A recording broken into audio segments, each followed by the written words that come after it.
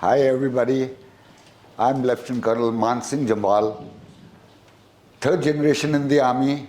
My grandfather, father, self, and my daughter is in the army, she's the fourth generation. It's been an honor to have been invited here by TEDxMIET on this esteemed and prestigious platform to share my experiences of my life with you. I'm going to talk about two incidents in my life. Number one is the burn injuries which I sustained during battle inoculation, and number two, my battle with the cancer. First, on 10th March 79, while in Babina field firing ranges, we were carrying out battle inoculation, that is the exercise with live ammunition along with the troops. And when one of the grenades blew up in front of me and I got engulfed in the chemicals of the phosphorus. The yellow phosphorus is the matchstick that you use in your homes. Yellow phosphorus is the most dicey and the deadly thing, which is put inside the canisters, and that is known as WP-77 grenades. When it comes in contact with the air, it fumes and makes a smoke screen. So the moment that hit me on my face, complete face, my left shoulder, my hand, my eyes, my left extremity leg, and my chest. Initially it's like a bee stinging you. But when the complete beehive comes onto you, you just take a deep breath and you say, oh, that's it. My time is over. My troops wrapped a blanket around me and straight away evacuated me to MH Babina, that is next to Jhansi. As luck would have it, there were two fantastic, good doctors, Major B.L. Mathur and Major S.V. Koswal. They removed the blanket. At the moment they removed the blanket, I started fuming. So they again wrapped me up and took me to the operation theatre. And they wanted to give me anesthesia, put me to sleep. But they couldn't do it because my face, my mouth, everything was burnt. So I told them that I was in excruciating pain. They told me, how do they help me and I should cooperate? I said, put me on the table and get the complete team of 8-10 guys who should cut me across in one go simultaneously. Because if I poke a needle to you, one needle, you'll feel the pain. But when I poke 20 needles into you at the same time, it'll be the same threshold of the pain. So anyway, they did all the best and they switched off the lights and cut me at different places. My hand was like I was wearing a glove, and put a hand there and it's pulled out the skin and it became totally bare with the bones. They removed me, they removed all the phosphorus and covered me up with paraffin gauzes and glycerine. And it's like, mummifying a Egyptian body. And they put me in the ICU. After 2-3 days, I couldn't see, I didn't know where my mouth was, and I didn't know where my ear was. So in my subconscious, I started having hallucinations, like cats and dogs were coming to lick me. So when you are in dire straits and when you're sinking, your senses become very strong in life. I could hear I wanted my father to be with me. So the moment I thought about it, I could hear footsteps approaching. I told the doctors, my dad must have come. He said, how do you know? I said, no, my subconscious tells me that. And there you are. My father had reached me and he put his hand on my hand and dropped a tear on my right hand. And I said, Dad, if you're going to cry, how will I survive? He said, no, you are a warrior, you will survive. So he told the doctors also. And they took care of me, and 14th was Holi. So they couldn't evacuate me, they had to carry out the reservations, and on 15th I was moved to Command Hospital, Lucknow. where the doctors had a look at me, but they were helpless. They couldn't do anything else because my mouth was swollen, head was swollen. So till the time I heal, they couldn't do anything. So they put me in the ICU and put me on DI list for 3 months initially. And the same routine of putting soframycin, paraffin gauze, carried on. So it is, I'll tell you, it's miserable when you can't see. The blind people could be better than what you are at that stage. But I kept on praying to God and said, God, I have to get up. I have to get up. I'm not going to give up. I was sinking though, but after about 3 months, when I was in the ICU, I saw a streak of light from my left eye. They had given up on my eyes. And when I told the nurse, I said, come here, I can see. She said, no, you can't see. I said, your name is Kamlesh Dadwal, that nurse. She ran to the doctors and got the doctors. They took me to the operation theatre. And they removed the crust and all those particles from my eyes. And I could, thank God, I could see from both the eyes, though they had got damaged. But I didn't have eyelids on my thing because of the contractures. The skin had contracted and my eyeballs were popping out and it was hurting. So they used to put glycerin in my eyes so that they remain moist.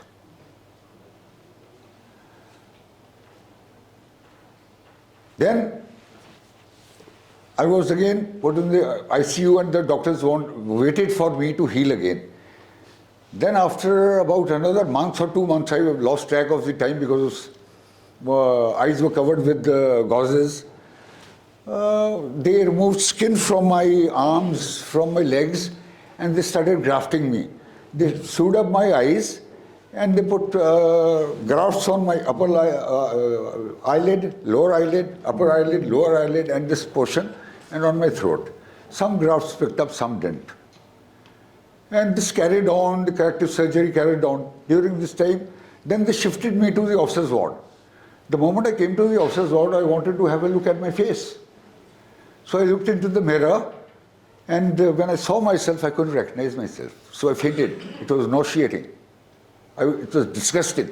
I couldn't even digest that I was such an ugly-looking guy. So the sister there was an Anglo-Indian lady. We used to call her Mummy. She was a very sensible and old lady. She got all the mirrors removed from the bathroom and from that room and put me on the bed and consoled me. And next day she got a book for me. The name of the book was Illusions, written by Richard Bash, and asked me to read it. When I opened the first chapter, I saw a caption written in italics, "If you are still living, your task is not over." So that became my motto in life, for my survival of the fittest. So I slowly but surely, it took 1 year for me in the hospital non-stop for my recovery. And people had given up on me, but I said, no one pats me, I'll pat myself and go ahead. So this is how I survived, and then after 1 year they gave me sick leave. I came back home, but let me tell you, during that period, I was on pethidines, morphines, luminol, compose, name the drugs, because to survive for 1 year in that condition is painful. So my dad wanted me to, when I came back home, my dad wanted me to get out of this habit.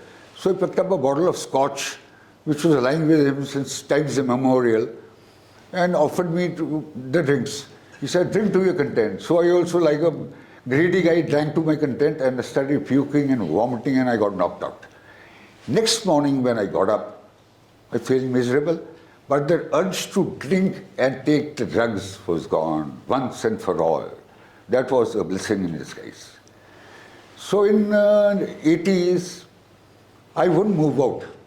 I was so horrible looking that you can't imagine. Sister comes from England and she takes me to England, where I got my corrective surgery and my plastic surgery done. I stayed there for 4 months. Then I came back. I was to be boarded out of the army.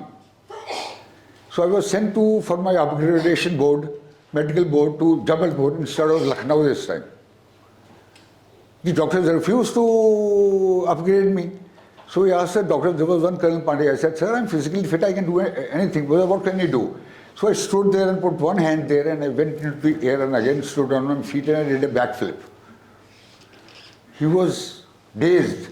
So he upgraded into Shape 1. I came back and started serving in the army again. And then in 85, I was couldn't digest that. I was so badly burnt. So again, I went to England for 1 year. That time I took study leave and I got my surgery done. When I came back in, every mother's dream is to get her son married to a nice girl. So she took my marriage proposal to all the relatives and the friends who had grown up with me, but everyone refused. But God has His own way of life. He creates something for you. There was one girl by the name of Renuka Pathania. She was Major Inder Singh's granddaughter. She had seen me when I was okay. So she decided that she wanted to marry me. And she married me and I was so lucky, I salute her. So the moral of the story is, if you have to survive, you have to be physically fit, mentally awake, and morally straight.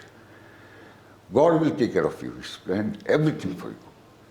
So my thing comes back again, if you're still living, your task is not over.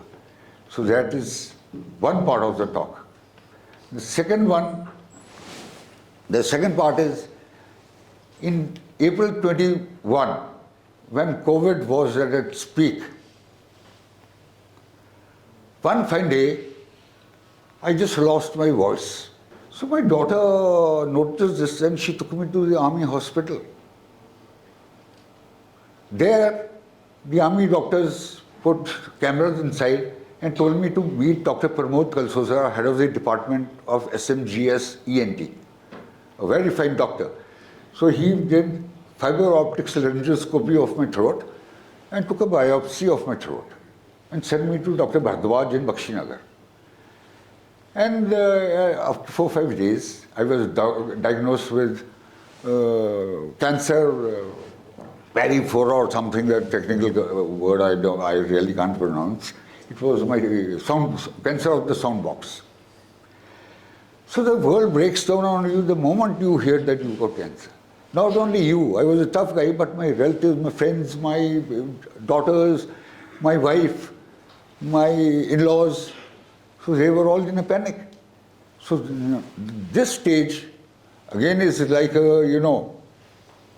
appreciation, management of funds, moral support from your friends, parents, accommodation, which doctor to consult, which hospital to go. So I wanted to go to the army hospital, Delhi, but I was told it was full of COVID patients.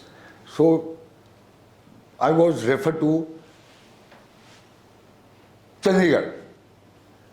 So everything was organized, but the gray area that remained was the accommodation.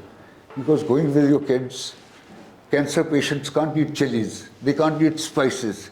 There's so many restrictions in life that you can't imagine. So I put it up in a WhatsApp group about my problem of accommodation in Mohali, next to Max Hospital.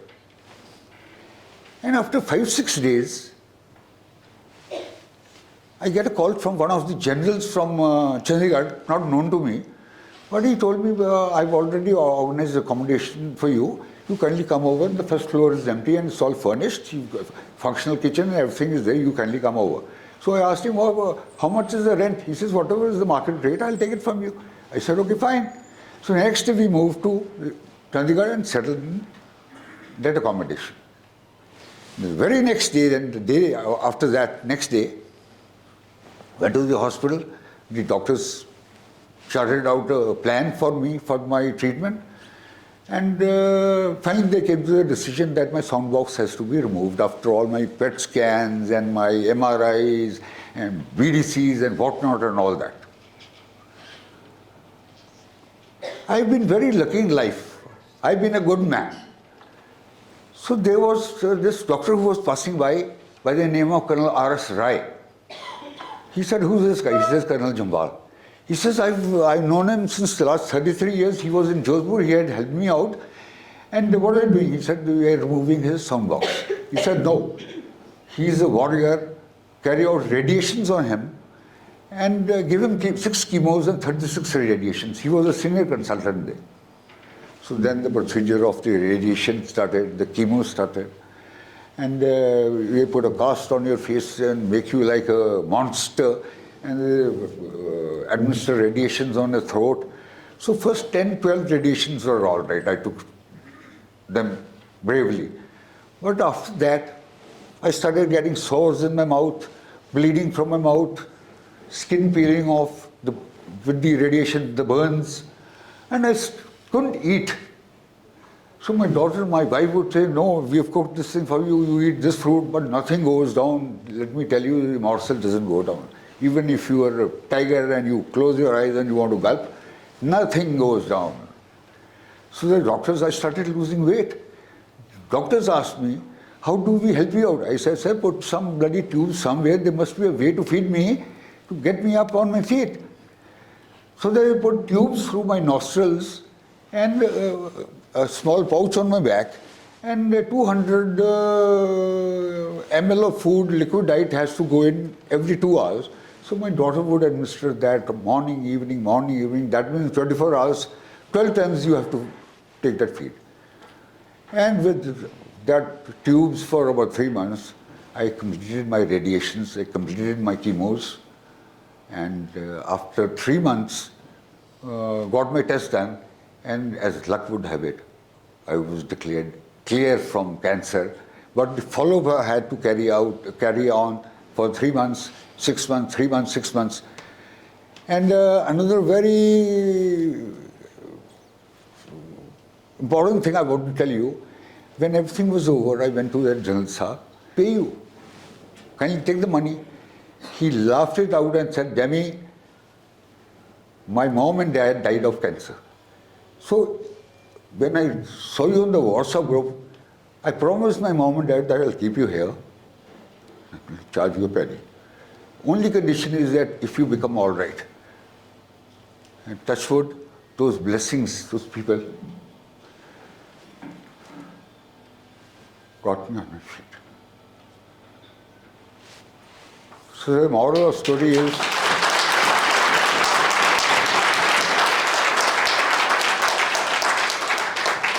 if you are still living, your task is not over. Thank you very much, sir. Thank you. Thank you.